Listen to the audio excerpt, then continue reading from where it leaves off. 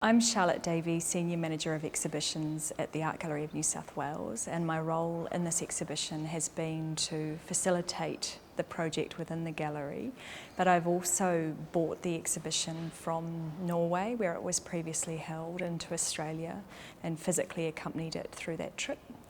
My role within the gallery is really about creative facilitation of the project. In the course of developing the exhibition, I've been really privileged to meet a number of people who are living in Sydney and the Afghan community and realise that it's a very broad community, big community living here.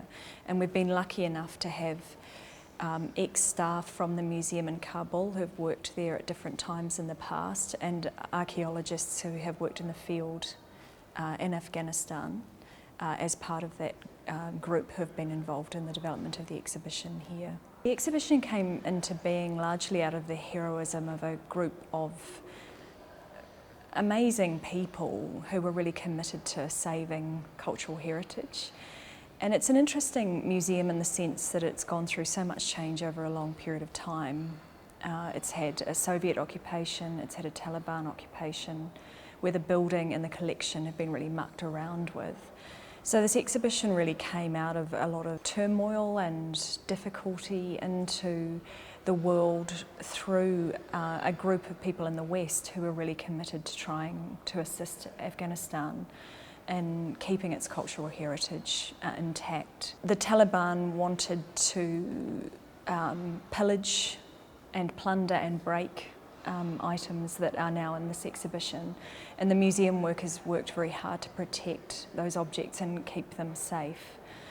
And then the West came in, you know, in their own way quite heroically and took the objects out, because simple things, for example, you can't get insurance in a country that's at war, so coming and taking high value things out of the country is a very dangerous thing to do, not only because it's war-torn, but you've got no protection if anything goes missing or breaks. So people taking that commitment on, it's quite an extraordinary interconnection of people from all over the world and their commitment to what Afghanistan is and what its cultural heritage means in the broadest sense of the world.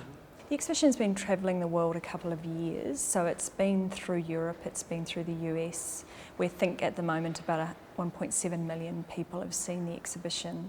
I think it's a really powerful exhibition in the sense of what it is, of very beautiful archaeological objects, but also about the human element to it and the stories that attach themselves to the objects, which make it incredibly interesting.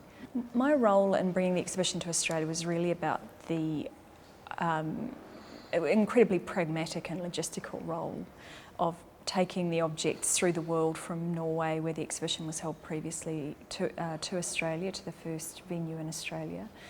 And that was a process of literally accompanying the objects by plane, not train, truck, bus, down through Scandinavia into Europe and then down to Australia, and together with the museum workers from Kabul.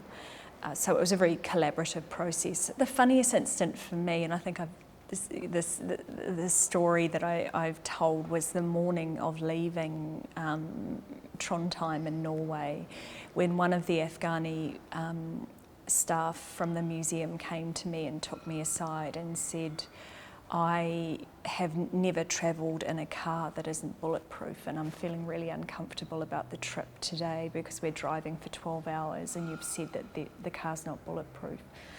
And it was the strangest thing I'd ever been asked, because I think in my own career I've always dealt with people who are like me in terms of knowing the drill, knowing what to expect on trips like that. You're trained to do it, you know what happens.